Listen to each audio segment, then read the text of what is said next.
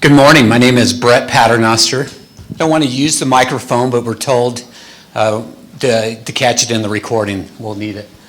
I'm with Avalara. We do sales and use tax automation. How many of you are here for a 50-minute overview of sales and use tax? All right. We may have to catch up with you later. We're going to talk about automating with technology, especially with third-party products. And we assume that a lot of you are startups. Maybe you've been around for a few years, but we want to talk about how do you build that digital footprint from the beginning, or make that transition up to a digital footprint, and then incorporate third-party solutions. I started my career 20 years ago with IBM, and if you're around 20 years ago, everything was on-prem. So I was a sales rep in Dallas, got to go up to my customers in Chicago. These were big distribution companies, about 300 million, so they were very established companies.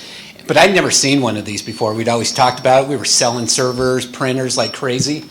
And so the one was Wilton Industries. I walked into Wilton, into their, there we go, into their big data center, right? It was 30 by 30. It was 2.5 stories tall, and go ahead and push once. With the data center also came additional spaces. They had the physical space, but it was raised floor. There was security to actually get into the room, and then the next one. But they also had air conditioning, redundancies if the servers went down, electrical internet. It was big. And then you had the servers. And look, I'm not a graphical specialist, but you had servers that were in the data center, and then if there were departments that wanted their own application, they didn't want to go through the process, they would have a server outside of the data center. So that's why I kind of put that out there. And then on top of that server, or those servers, you usually started with the ERP, which had OS and storage to it. And then on top of that, you had to make sure that your IT staff had the skills. So these guys had 2 or 3 people in their data center. They had to worry about doing updates and security, and then one more, and then also continuing education. It kind of seems simple, but then on the server side, you had Unix, Linux, AS400, Windows. It was all growing. It was becoming this very complex environment. And then if you wanted a solution like sales tax automation or any of these other third-party solutions, they weren't available on the cloud. You had to have another server out there, an application, and if you had sales tax automation, that stack was about another $70,000 to $100,000 investment just for sales tax. It was economically infeasible for a lot of small mid-market companies to invest in a lot of third-party products. So 20 years ago, ERP, application storage, there was probably just 1 or 2 ERPs and then a bunch of applications, and you hoped at the end of the day your data center, go ahead, looks something like this or this, but the fact of the matter is, for small companies, it looks something like this. It was a mess. And then you jump in today's environment and the digital transformation, what's that mean? To me, it means 2 things. One, you're taking on-premise solutions that in the past you had to buy, you had to have those skills internally, and those are now available up on the cloud. They're more nimble, they're easier to implement, they're quicker to implement. But the other thing that these digital solutions have, these ERPs, are APIs, and they make it very easy to implement third-party products.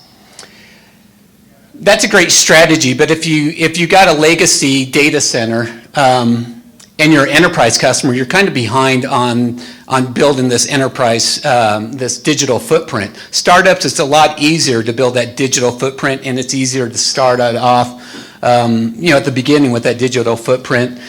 They say 91% of companies have this digital first strategy, but only half of them are implementing it, and only 7% of enterprise companies have fully transitioned to the cloud. So what we're going to talk about today is the digital transformation, how you start to transition to that digital footprint, modern ERPs in the marketplaces, selecting the right third-party solutions. Beverly Lang here is going to talk about the customer experience, her experience of building a company on a digital footprint, and on-premise versus hosted versus cloud versus SaaS, what that means. But this is a panel. We want to make it open, so if you have any questions, if you have any comments, you want us to take it somewhere else other than what's here, just let us know. On the panel today, we got Ryan Larson. He's president of Premier Computing. They specialize in CRM and ERP solutions, but also in automation with the Autobots, and he'll talk a little bit about that. I'm with Avalara. Hopefully I'll kind of take a step back and we'll let everybody else take over. And then from Fishbowl, one of our partners, Nathan Fullmer and Beverly Lang, and then Kim Tolboe. Did I say that right? Yep, you got it. She's with Quorum, which is part of Fishbowl, and they specialize in hosting solutions. So not multi-tenant SaaS, but truly taking somebody's on-prem footprint and moving that up to the cloud. So I thought we would start off with Ryan, and he can talk about, Microsoft and Acumatica, right, are your main two solutions that you resell. What you're seeing from customers today, what they're asking for, how many are taking that digital leap and going up into the cloud? Okay, so thank you. Again, my name is Ryan. It's good to be here with you. So Premier Computing and Autobots are our two companies, and I'm the president of both of those companies. We have a historical client base of Microsoft Dynamics GP, which is 20, 25, approaching 30 years old. It's a tried and tested ERP solution. Still have many, many clients on that, but we're obviously encouraging a move when they're ready towards a cloud-based solution such as Acumatica, which is, we're one of the top resellers of Acumatica in the country, and we've been doing that for about 7 years. So that's the ERP side of our business. We also do managed IT services and hosting as well. We have our own data center in South Jordan. We also do Autobots. So one of the things that we note, as noted here and everywhere, automation is key. And so we are providing Autobots which take any manual entry process with any system and automate that based on keyboard and mouse control. So we don't require APIs and we don't require direct database access for the systems. So we can do that. We're already doing that and selling a lot of those. We call them Autobots. We certainly haven't heard from the entertainment industry yet about that problem. Any conflict there? I hope we don't. But we spell it differently. It's ADO, Automated Data Operation Bots.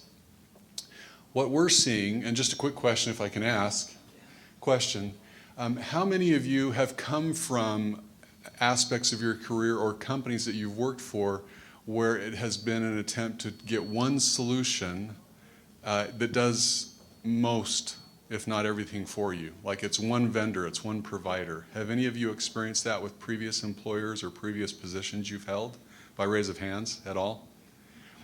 That's one of the things I think we collectively, I hope I'm not speaking unnecessarily for others, but we collectively, as part of the digital transformation, I think best of breed is the best to execute for your business.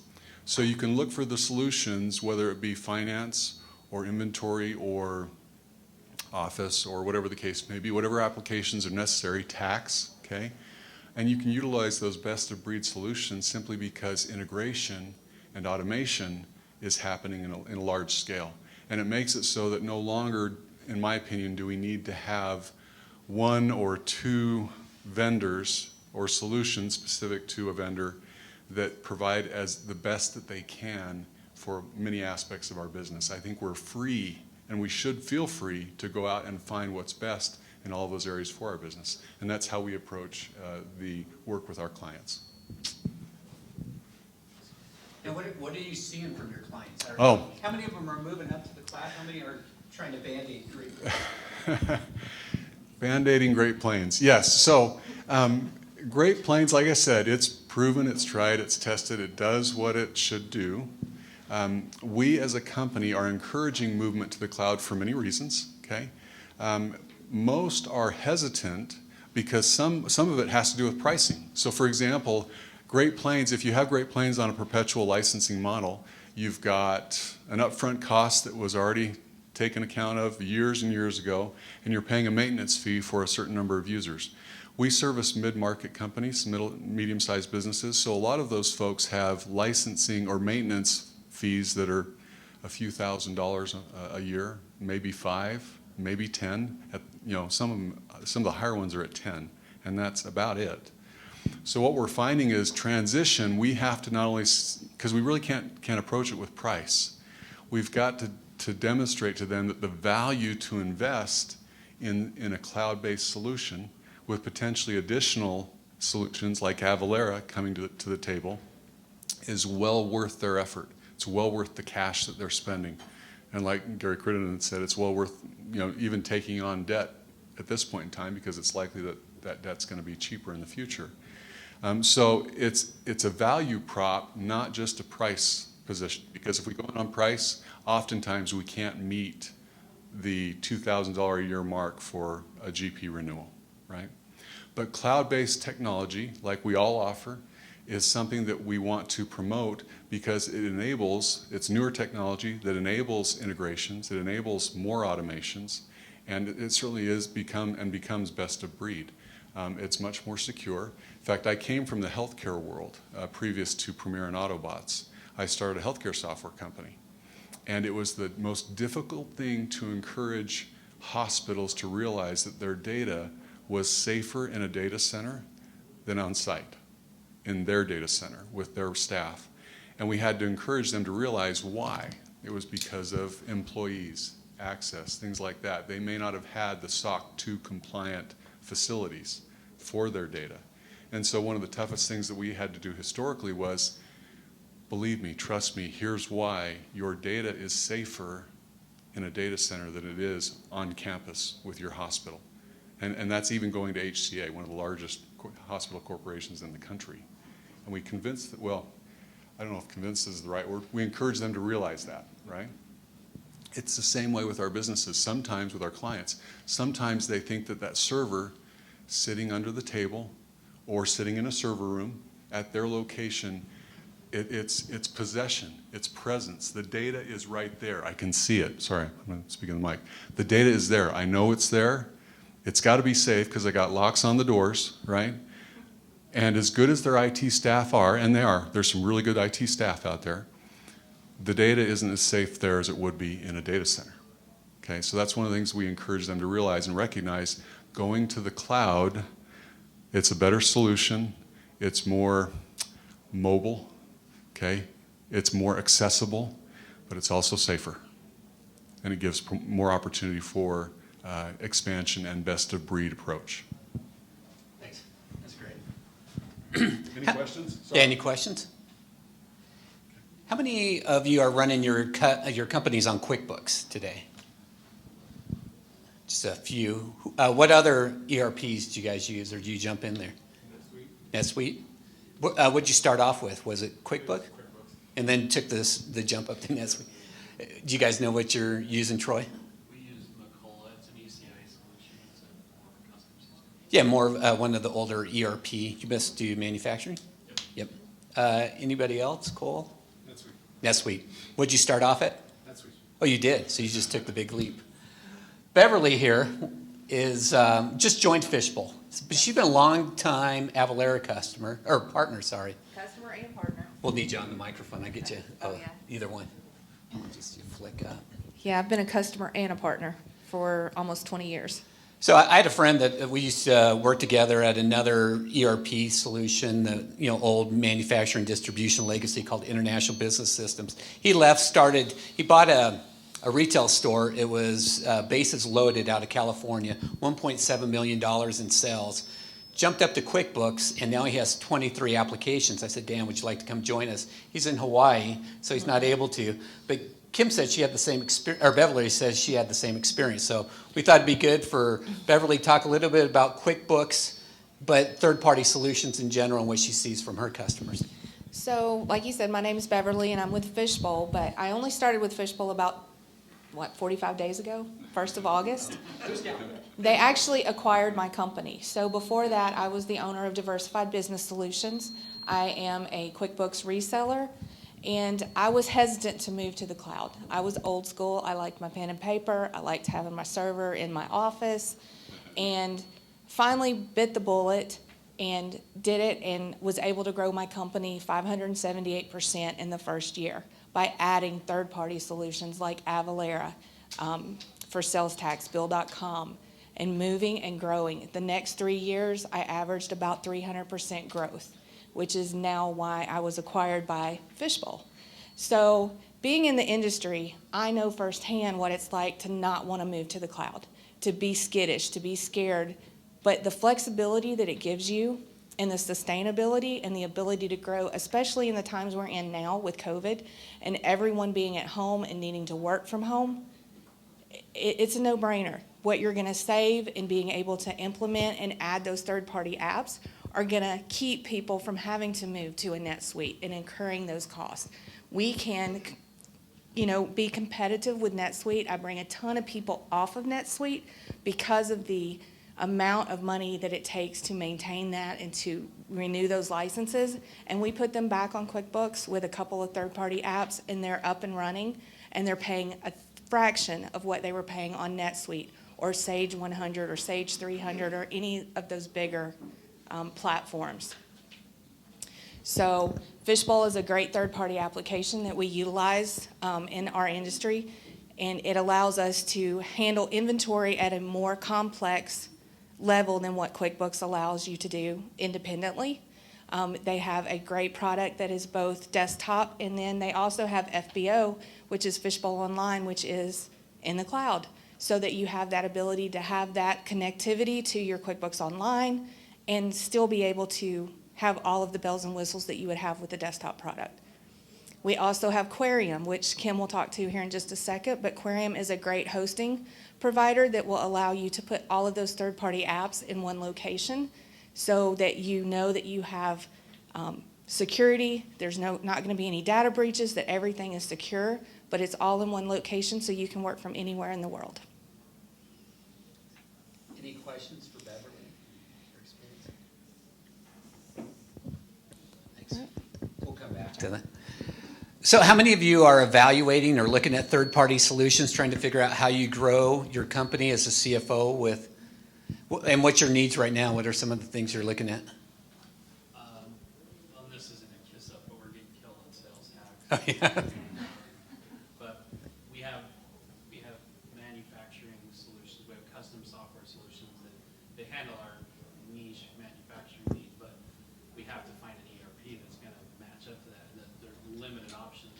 So that I'm trying to cloud, desktop, trying to figure out where I'd rather be in the cloud. Yep. The integration gets tough, so we're fighting on a lot of fronts right now. Yeah. Anybody else looking? Yeah. Well, we have several third-party software solutions. The issue is going to become in how to build a bridge. Understanding APIs work, but if you don't have a programming staff for this APIs, you know they can connect. It's getting that executed. That becomes. And we call them connectors at Avalara. So integrations, pre-built integrations that you can go out to the marketplace.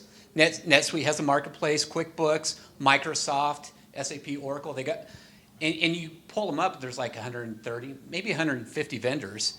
And then you could pull up sales tax and there'll be like 2 or 3. And we've got thousands of NetSuite customers, thousands of Microsoft, and so we've proven ourselves and we're up there on there. But still, how do you make sure you pick the right one? Because you've got a few choices out there. This actually, your point on connectors goes right into my next slide. We can jump over there.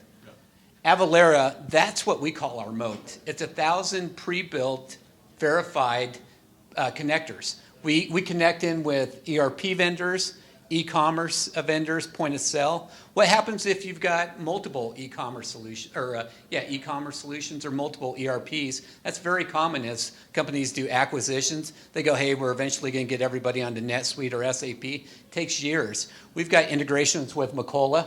I wish my peer Antonio was here because he could talk about some of these legacy solutions. If you're on-prem, you can still use Avalara.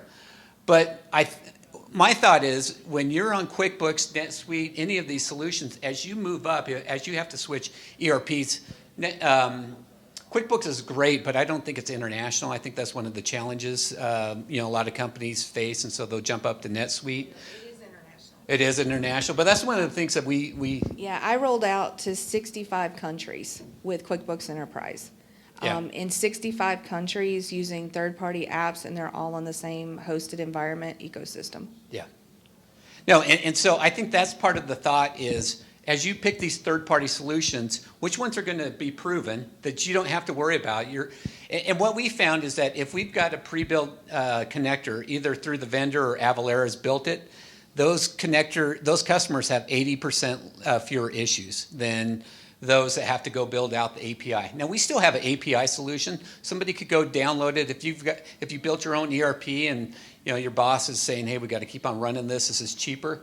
You can go out and download our API solution, test it out for 60 days, and then once you connect into Avatax, you have to start paying us. But I think that's one of the keys, is making sure that pre-built connectors and which ones have multiple integrations into the solutions that you use. And then we'll go down to this. This one's kind of a funny slide, but people worry about once you get up on the cloud if it slows things down. Let's say you're using NetSuite, and I think it's called SuiteTax.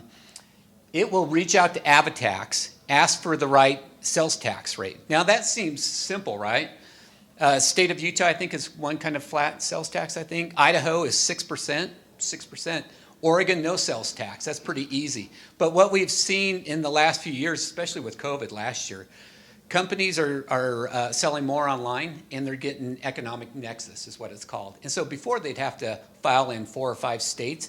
Now it's 35, 40 states. You don't want to be paying your owner's daughter to be looking up sales tax as those orders are coming through. You want that quick rate. So within 60 milliseconds, we'll come back with the right sales tax. And there's 12,000 taxing jurisdictions out in North America. Colorado's complicated, Missouri, California. And then next one, too, we'll check it against exemption certificates. So we manage over 25 million exemption certificates. If they're not supposed to collect sales tax, we capture that in the order so that when you get audited, that's the big thing, right? You're trying to avoid the audit. Then you do, you've got that proof that you weren't supposed to collect sales tax because the customer provided it. And then the last one is we will file your returns for you. So as a CFO, that's kind of big. Now you could probably do the returns, pay somebody. We charge about $40 or $50 a return. We'll pull it from your bank account and transmit it on your behalf. And so it's a completely automated solution. When you're only doing 3 or 4 returns a year, state of Utah, doing it once a quarter, that's not bad. But when you start doing monthly and you're doing multiple states, that's what's kind of huge. And then we'll go to the next slide. So, when you're looking for, like 20 years ago, Avalara wasn't around. So if you wanted sales use tax and you want it automated and you wanted it in the cloud, you couldn't have found us. We were born in 2004 on the cloud, started off with Microsoft. Today we've got 30,000 active customers, 2,500 employees, and those 1,000 integrations. And our revenues are up to $700 million, but we're true multi-tenant, multi-cloud. And so you don't have to have somebody with skills in your IT department to have to worry about Avatax. Once you've built that integration, and as long as you don't change your systems, it should be automating the sales and use tax. And again, that's just one. That's kind of our story. We'll let Fishbowl tell you theirs, but that's what I think. It's not only Avalara, it's not only sales tax. Any of these companies, you should be looking. You should ask them, hey, you got the pre-built connector? Is it proven? Is it working? What's your rate? For Avalara, like I said, 20 years ago, if you wanted sales and use tax, it was probably $70,000 to $100,000. We can get somebody up and running within 30 days, and they might be paying us $1,500 a year to calculate the sales tax. Very affordable, much less than having a full-time employee. So any questions on, not necessarily Avalara, but that strategy, what you should be looking for? Okay. Fishbowl, should we? Sounds great. Well, seeing Avalara's thousands of connectors, I feel a little bit less special that we also connect with them, but that's okay. I apologize that my voice isn't quite as, reassuring or as soft and gentle as the Alabama southern draw over there, but I'll try not to be too harsh with my R's or anything.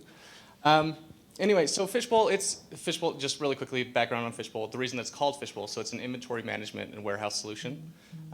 So it's called Fishbowl, so you have that transparent 360 degree view of your inventory and warehouse. But anyway, so just moving beyond that, so you just know who Fishbowl is and what we do. Really, with all these different integrations and connections, we kind of look at it as you kind of want to personify those software solutions that you're purchasing or that you need. And I think Ryan touched on this earlier a little bit, where you can look at different solutions that are really good in different areas of a business, and they do one thing really well. And nowadays you can have all those things connect and speak with each other basically, and communicate back and forth with each other to make sure that basically that your business is running correctly. So it's kind of like when you're in a smaller business, you can have one person be the bookkeeper, the warehouse manager, the person that runs back and grabs stuff from the warehouse, the runner. But the second that you start to grow and scale a little bit, you need something that's a little bit more specific to that one job, right? And so it's the same thing with your software solutions. They're a valuable member of your team. They need to be viewed as such. And so something like a QuickBooks can be really good with those really small businesses, with being able to manage some of that inventory, or being able to manage your bookkeeping and your payroll and everything else. But the second that you start to scale and grow a little bit, you'll notice it's slowing down. It's not able to handle everything that's being asked of it. So you need to add in those third-party solutions like a Fishbowl, or like any of these other solutions that we have up here, or Avalara, or anything additional that you might need in that specific aspect of your business. I don't even know what the next slide is, but go ahead and let's go for it. Let's see what's up there. All right. So again, just kind of going off of that with very specific details in what's going to be good for your business and what you need. These are some of the popular features that are within Fishbowl specifically, but these might be some of the things that you might want to look for when you're looking at those third-party solutions, and what your business really needs to hone in on, and what is going to help propel you forward and keep you growing.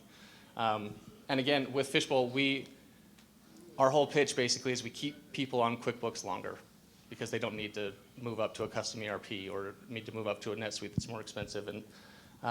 But it's because we are able to do these things really well. And so with automation and kind of Autobots, I love that. I think that's great, by the way.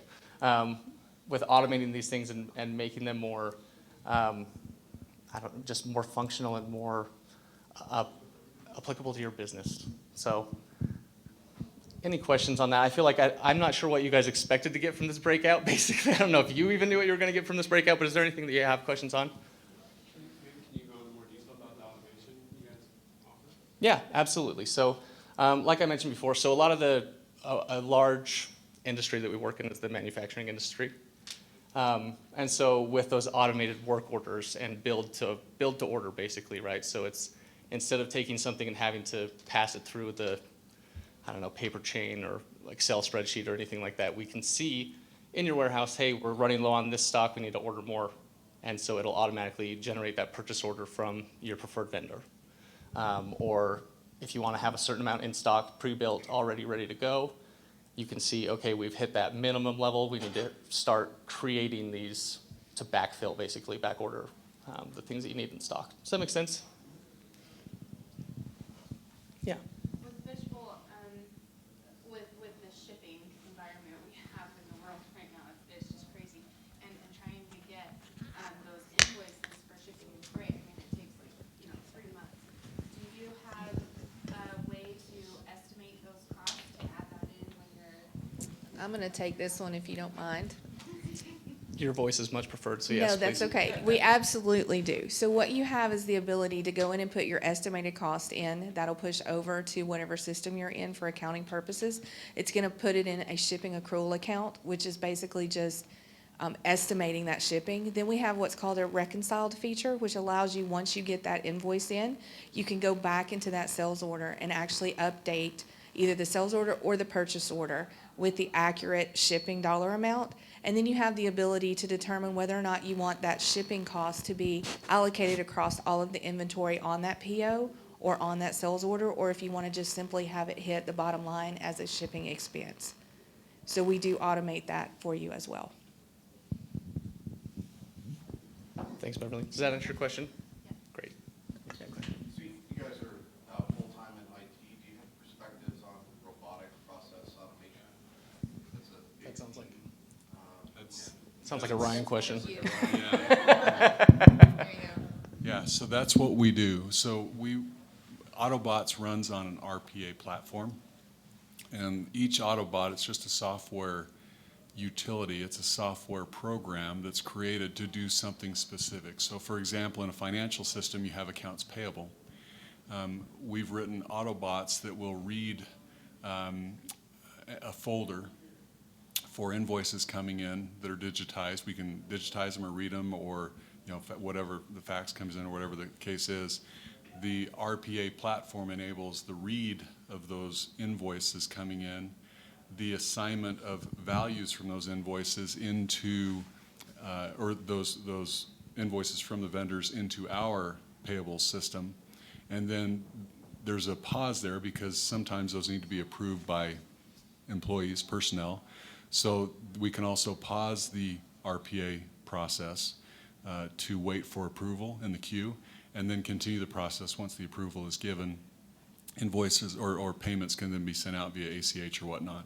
And so an example of a robotic process automation, you'll hear that often, RPA is an acronym that's being used heavily now. We run Autobots on an RPA platform, and then we create bots specific to a purpose or a process, regardless of system. And one of the nice things is, for example, we've talked a little bit about APIs. We don't rely on APIs. Sometimes there's APIs can be beneficial, certainly, but sometimes they're limiting in what they enable, and they may not exist. So what we do is we create the bots to log in through a user interface and grab whatever data is necessary or post whatever data is necessary. Where have you seen the most dramatic embracing of RPA? And what's the ROI look like? So far, what we're seeing is in the finance world, in ERPs. It's accounts receivable, payables, end-of-month closes, bank recs, credit card recs, all of those kinds of things that rely on some type of manual entry or manual review. That's where we're seeing, and that's where we're focusing, because our focus as a company is with our clients on those processes right now. What is interesting for us as a company is to maintain that focus, because bot automation can go anywhere. Anywhere where somebody is doing this or having to read and insert or something like that, you can automate that using RPA. But again, we're focusing with our clients right now on those financial processes, and we're seeing significant returns. So for example, we have chosen to price the bots that we license out based on value. So we'll work with the clients and say, how many hours are we saving you? What is the cost per hour? And then we'll take a percentage, a much smaller percentage of that cost, and that's the cost of the bot per month. So in the process of pricing fairly and equitably, we're also finding out and collecting data as to what kind of savings we're enabling for those processes, which is nice. Does that answer your question sufficiently? Great. Well, I want to make sure we give Kim enough time to. Yeah, I was going to.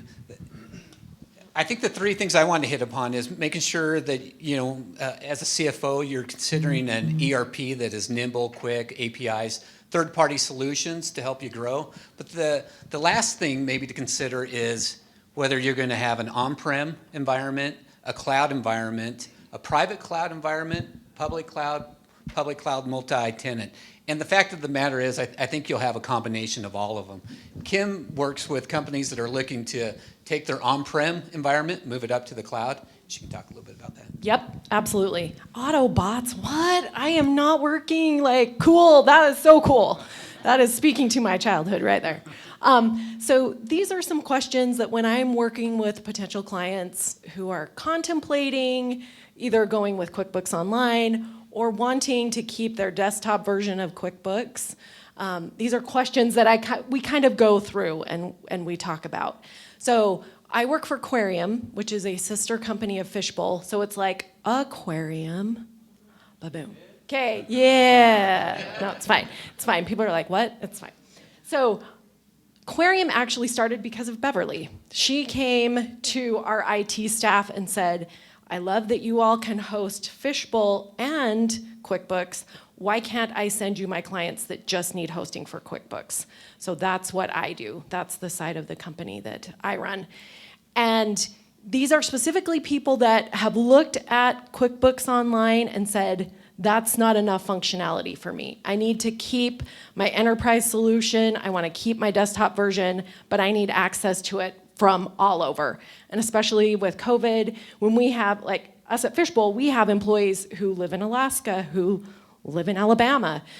We're all over, and we all need access to the database. We all need access to QuickBooks. So that's the solution that we provide. But these are just some of the questions. I have upstairs, we have a table that kind of goes through these questions a little more. I know I often talk with financial folks from companies who are like, well, my boss just doesn't want to move to the cloud. They're just nervous about the security, about all the things that Ryan talked about. So if you have questions, for me, that document helps maybe just go and settle some of those fears.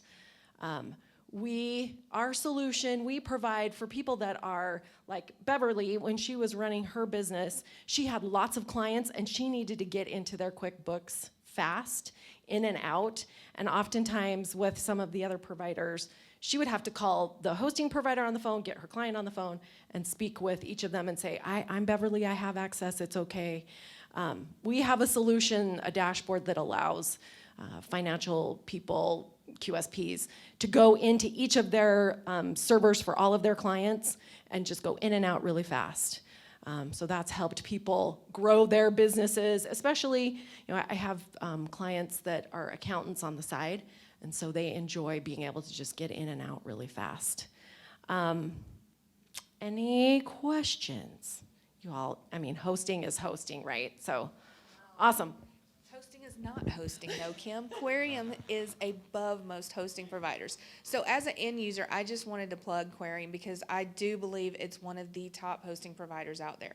I'm sure you've maybe have heard of Right Networks, you've heard of Summit, some of these others.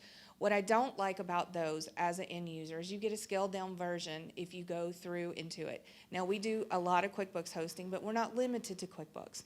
What Quarium has decided to do, because with any of these other hosting providers, every time you add a third-party app, it's cha-ching, cha-ching, cha-ching. It's more money per user, more money every month.